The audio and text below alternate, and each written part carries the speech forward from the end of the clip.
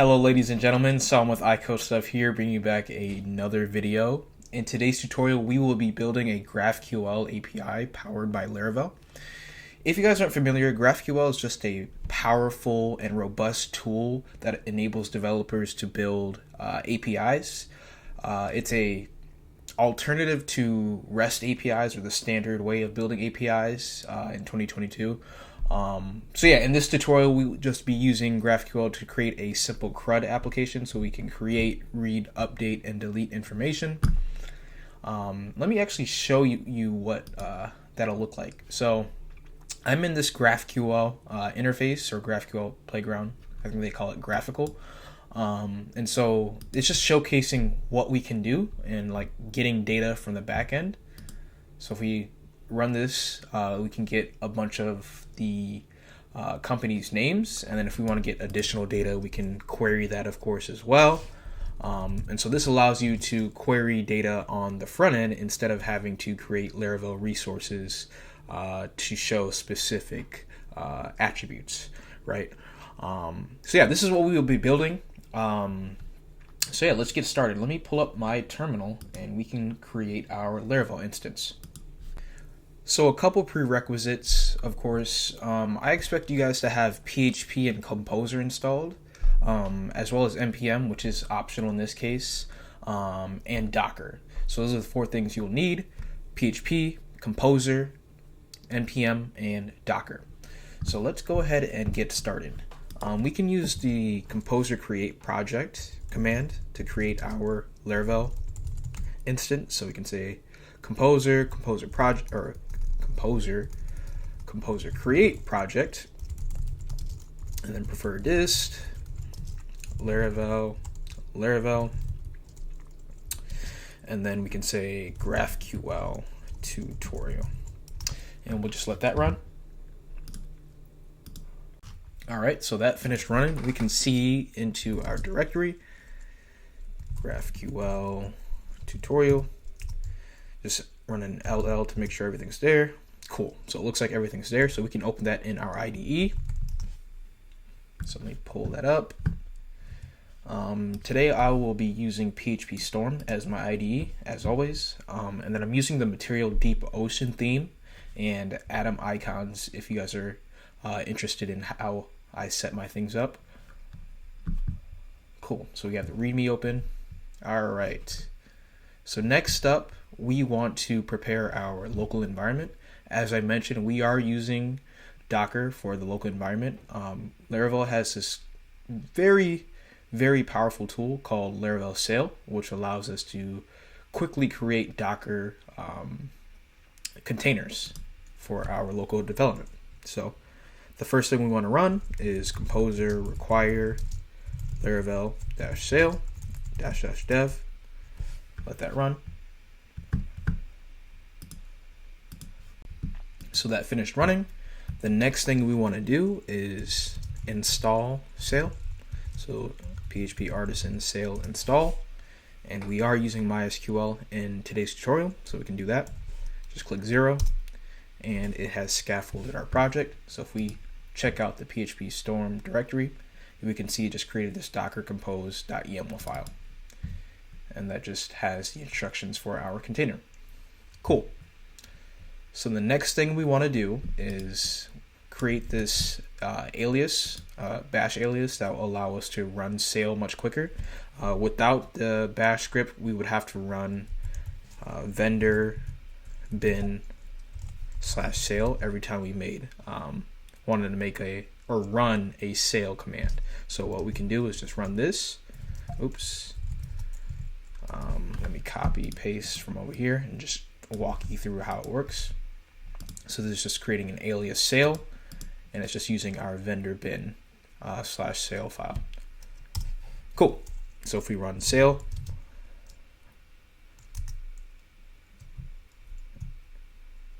so Docker is not running. So what we can do is, actually, just let me pause this really quickly.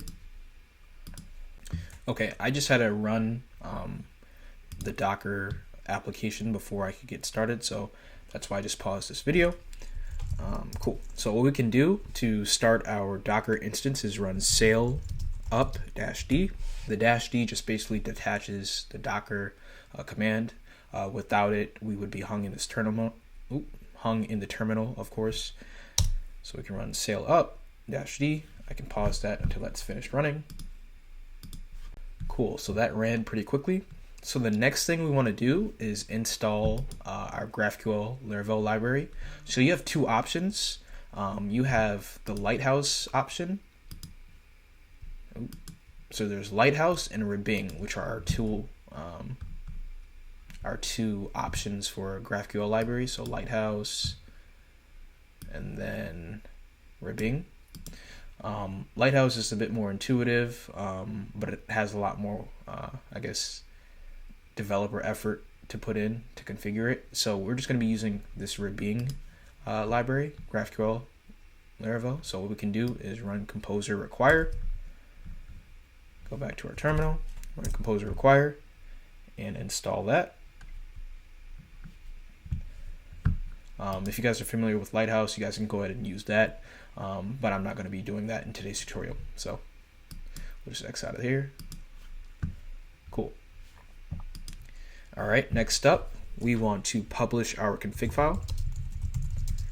And we can do vendor publish, and then the provider is going to be Ribbing, GraphQL service provider. Let that run. Cool. So if we go to our config file, we can see this new GraphQL file has been added. All right. Cool. So we have our local environment set up.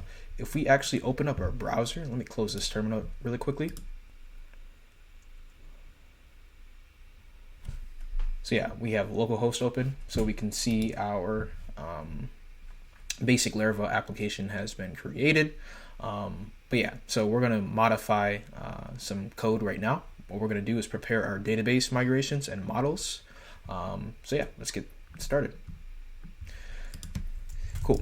So the first thing we want to do is run sail artisan make model, and we're going to be using company. And then we can create our migration and we can create our factory. Cool. And that should be done running soon here. I don't know why it's taking a bit longer than usual.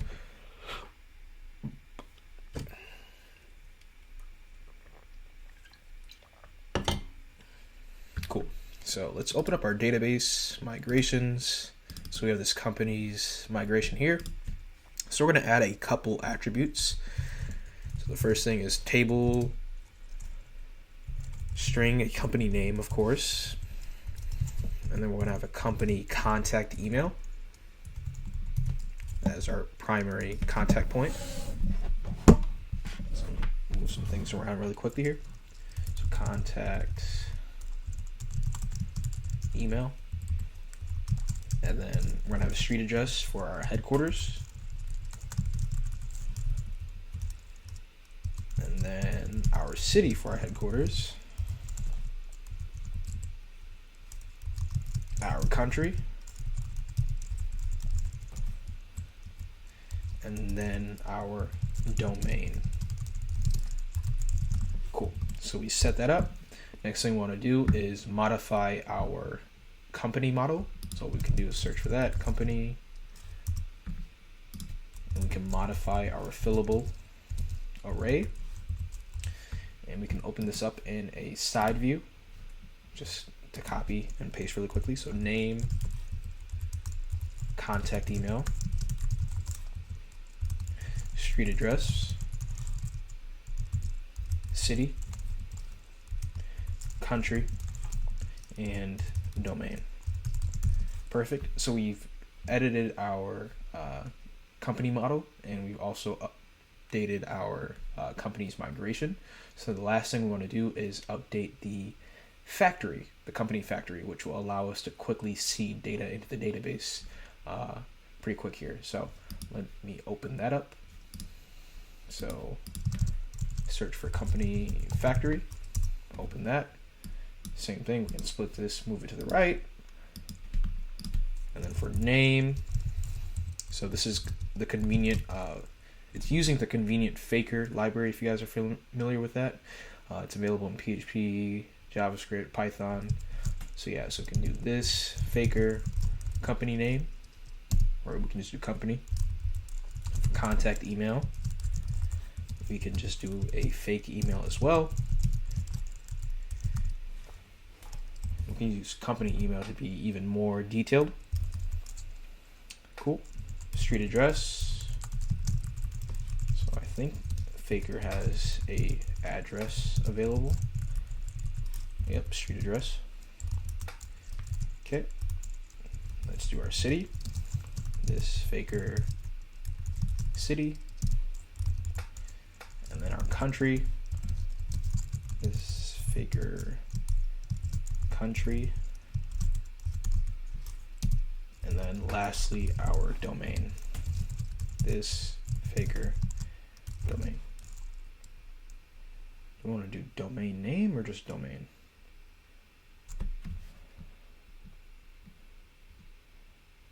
Domain name works. Cool. All right. So we have our migration created, our model created, and our factory created. So the next thing we can do is seed our database. So sail artisan migrate -- seed. Go ahead and run that. So that has seeded our database successfully. If we want to test that, we can go run sail artisan tinker. And then what we can do here is list all the companies just to make sure they exist. Company all. You know what? So it looks like I didn't update our database seeder. So that's the reason why our companies came back empty. So what we can do is go to database seeder, and then we can do company factory. Let's just add 15 random companies, and we'll just say create. And then what we can do is run sail artisan db seed, and that'll seed our database. And then let's rerun the sail artisan tinker to check if the company exists. Perfect. So it looks like our data is in the database. Awesome. So the next thing we can do is actually get our GraphQL server prepared. So the first thing we want to do is create a GraphQL type, which has a corresponding model. So each model should have a GraphQL type. So we have a company model, so we should also have a company type GraphQL type. So we can run sail artisan make GraphQL. And you know what? I could make our editor a bit bigger, I think. Yeah, I should have done this at the beginning. My fault. I'm sorry if you guys are just seeing this now. Yeah, so it should have been bigger a lot earlier. That's my fault. My bad, guys. So company, or make GraphQL, and make type, company type. Perfect. So we can open up the company type, and we can remove our description for right now. And we're gonna have the same fields as our company model, so we can open that up too. So let's open up the company type, open up the company on the side, just have a quick side by side. All right, we can minimize this for right now. Perfect. All right, so first thing is we're gonna have an ID. And what we can do is make a type. And this is going to be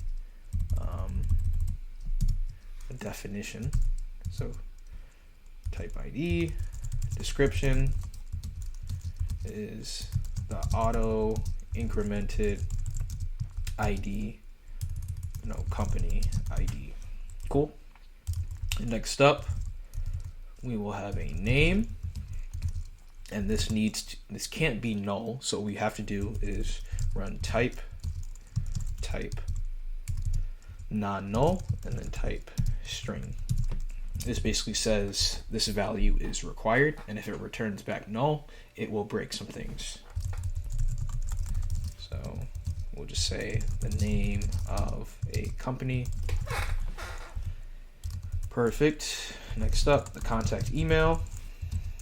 This is also non-null. You know what? All of them are going to be non-null, I believe. So we can just do a quick copy, or just, yeah, let's do a quick copy, paste, paste, paste, paste. And then what we can do is here, copy, paste, and this is going to be the primary email of a company, street address, the street address of a company HQ. Just copy this really quickly, just to make it more quicker. And we'll say this is the city of a company HQ, and then a country, the country of a company HQ, and then our last but not least, domain, the domain name for a company. Cool. So we have our type available to us now. So the next thing we want to do is create our GraphQL queries. So we're going to have two queries. We're going to have one for reading all of the companies, or I guess listing all of the companies. And the second one is seeing a single company by passing in an ID. So what we can do is run sale artisan make GraphQL query, and we're going to say companies query, or let's do company first, company query. Close this right now, open up our project again, open up company query. Oh, is that loading? Let's check it out. So go to the app, GraphQL types. Huh, why is that? Let's rerun it. Oh, sometimes PHPStorm takes a while to load every now and then, so that's my fault. Cool. So what we can do, we can remove this description right now.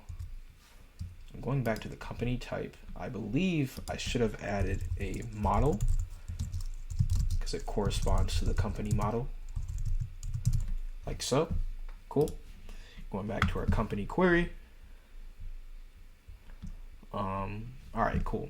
So the type that we're returning is going to be a company type. So what we can do is utilize the GraphQL facade and then use the type method and return company. Cool. So that corresponds to our company type right here that we just made. All right. And then the arguments we're going to pass in to this GraphQL query is going to be an ID, because we want to get a single company. So we can say name, ID, and then type is type. And this is going to be the definition, ID. Cool. And then next up, what we can do is try to find or fail that company. So we're going to pass in, so we're going to say company, find or fail, pass in the arguments, and pass in the ID. So this is either going to return a 404, or I guess in this instance, since we're using GraphQL, it's going to return a GraphQL not found error, or it's going to return our single company entity as it should. Cool. So what we can do, should we test this right now? We'll test it in a second. We'll just test all in one, which isn't common, but for the sake of the tutorial, that's what we'll do today. So next up, let's create another query. as mentioned earlier. This is going to be the company's query, and this is going to return a list of companies.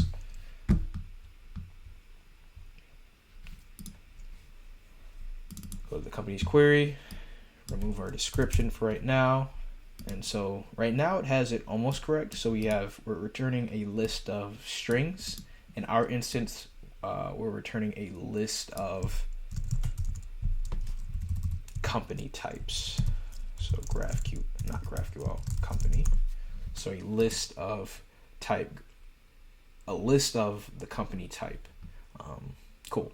And then arguments, it'd be common to utilize pagination, so you'd have like a limit and an offset, but in today's tutorial we'll just be avoiding that, so we can remove our arguments for right now. And then what we can do is return all of the companies, like so. Remove this for right now, and perfect, we should be set. So we've added our 2 queries. Next up, so that's the create, not the create, but that's the read and the list methods basically. So now we want to add our mutations, which will allow us to create a company, update a company, and then delete a company. So first, what we can do is call it create company mutation. So sale artisan make GraphQL mutation, create company mutation, like so. All right, go to that, open that up. All right, so create company, you can remove the description for right now. The type that we want to return is going to be a company type. So when we create the company, we want to return it back to the user, of course. So we can say GraphQL using the facade, and then company. Perfect. And then for our arguments, so if we open up our company type again, we know it needs to have a name, contact email, street address, city, country, and domain. So what we can do is we can open that up side by side again, split, move to the right, minimize this for right now. And then the first thing we want to do is we can actually just copy this now that I think about it, because these are all inputs. So when we have these arguments, we're just passing in the name, contact email, street address, city, country, and domain. The only thing that's not similar to the company type is the ID, because the ID is auto incremented, so we don't need to input that. So what we can do is effectively say company create, and then pass in the arguments like so. We can remove this right now.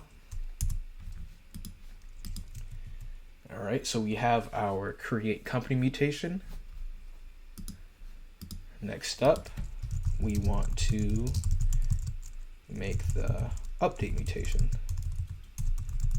And you know what? I actually want to test some of this right now, because we've created a lot of code. So what we can do is go to our config file, go to the GraphQL, and scroll down to this default schema. So we have schemas and the default, and we have our query, mutations, types, yada yada.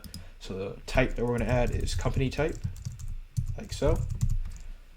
For our queries, we're going to have company query, and then company's query, like that.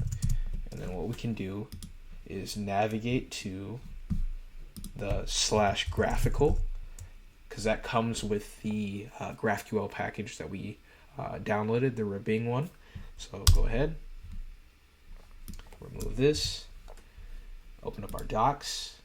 So we see we have this query available to us. We can click that, and we have the company, which we have to pass in an ID, and then we have our companies.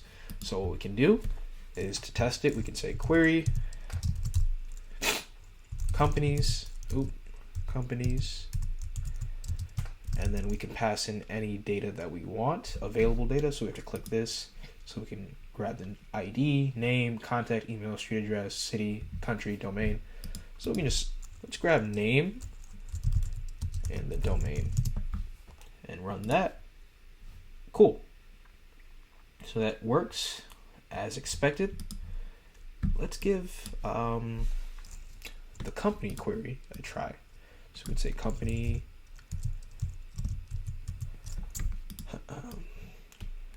company ID.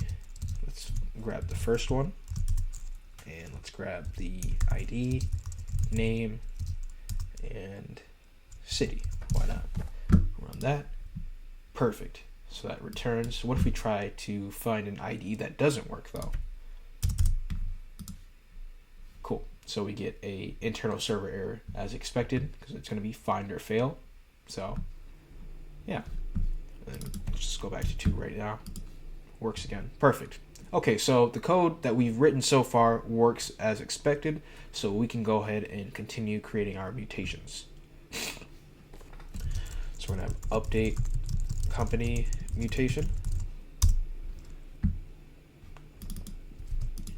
And then open that up.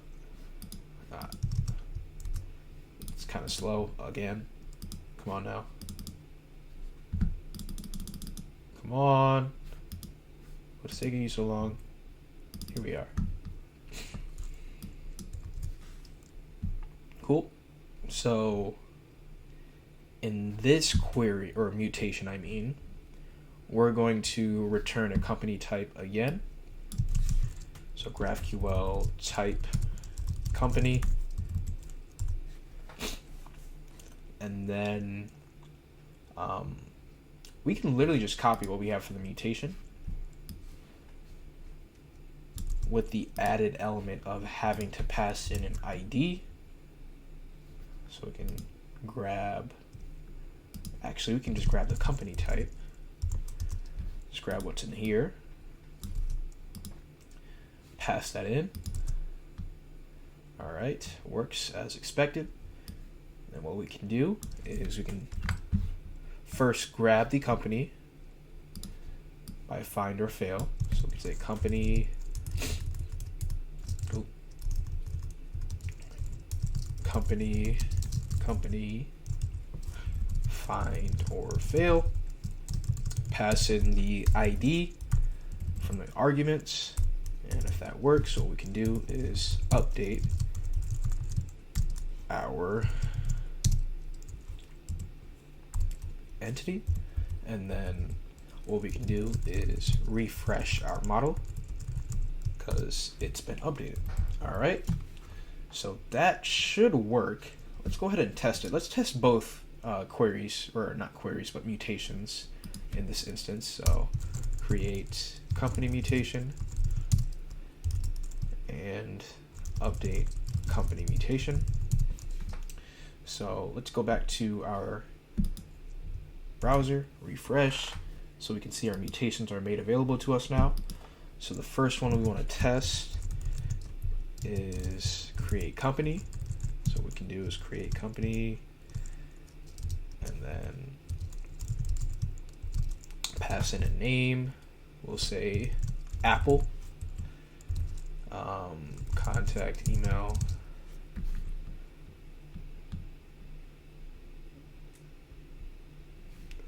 Contact email is support@apple.com. And then we can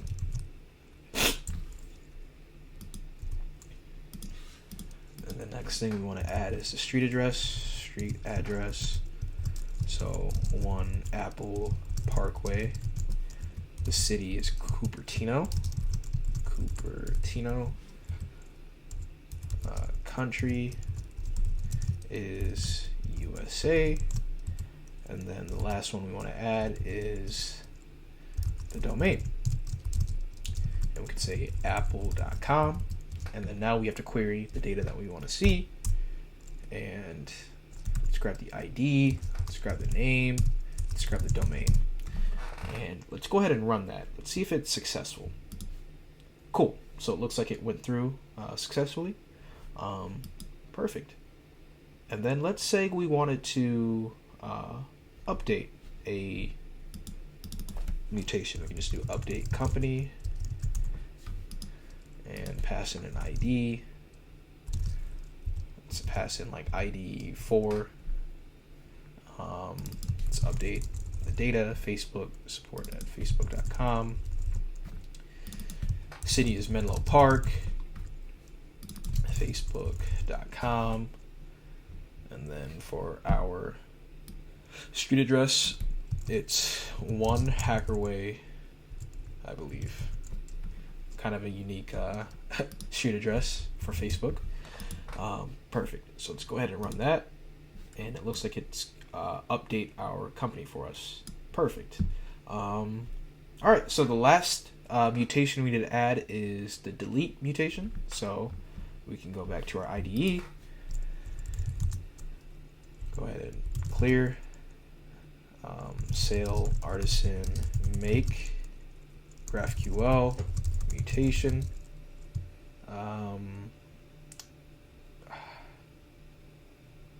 Delete company mutation. Perfect. There. And that loaded. Cool.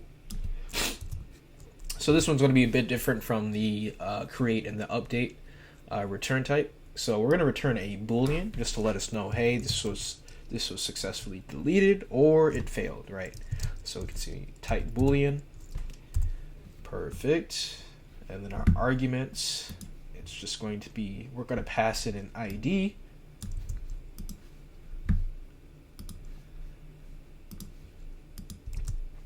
And then what we can do is say company find or fail using our arguments again. And then we can just do company delete.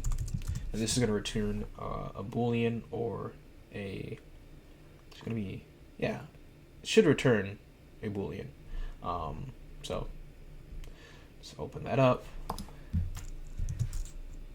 Let's refresh our page just to see if it's there. Open up mutation. Oh, we got to go back to our config file and add that mutation. Delete company mutation class. Perfect. Refresh.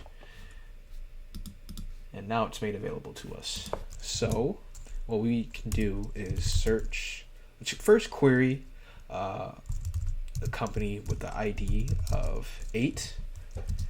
Let's return back their name. Okay, they exist. So what we can do is run a mutation.